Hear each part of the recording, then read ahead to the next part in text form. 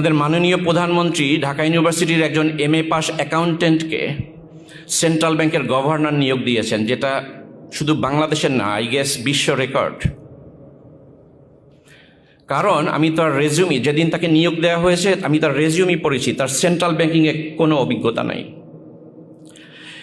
এবং আপনাদেরকে আমি বলছি, এবং এটা কেন করা হলো, আই গেস মাননীয় প্রধানমন্ত্রীর হয়তো বিন্দু পরিমাণ ধারণা নাই যে একজন সেন্ট্রাল ব্যাংকের গভর্নরের পৃথিবীর যে কোনো জায়গায় গভর্নরের পোস্ট যে কোনো অর্থনীতির জন্য সেই দেশের যে কোনো মন্ত্রীর চেয়ে গুরুত্বপূর্ণ অর্থনীতির জন্য। তো কোশ্চেন হলো, কেন এই নিয়োগ দেওয়া হলো? সব প্রতিষ্ঠানগুলোতে যেভাবে রাজনৈতিক নিয়োগ দেওয়া হচ্ছে সেইভাবেই এই নিয়োগও হয়েছে। এই পৃথিবীতে এখন সবচেয়ে দরিদ্র দেশগুলোর মধ্যে অন্যতম হচ্ছে সুদান।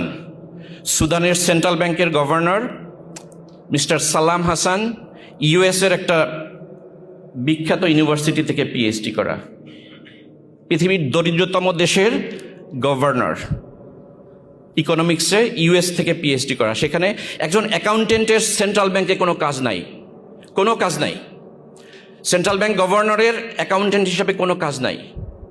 সো আমি আশা করব যে আপনারা যদি আর্থিক খাতকে রিপেয়ার বা রিফর্ম করতে চান, মাননীয় সংসদ সদস্যরা এই পজিশনগুলো যদি রাইট জায়গায় রাইট পিপল বসানো না হয়, তাহলে সেই সংস্কার সম্ভব না।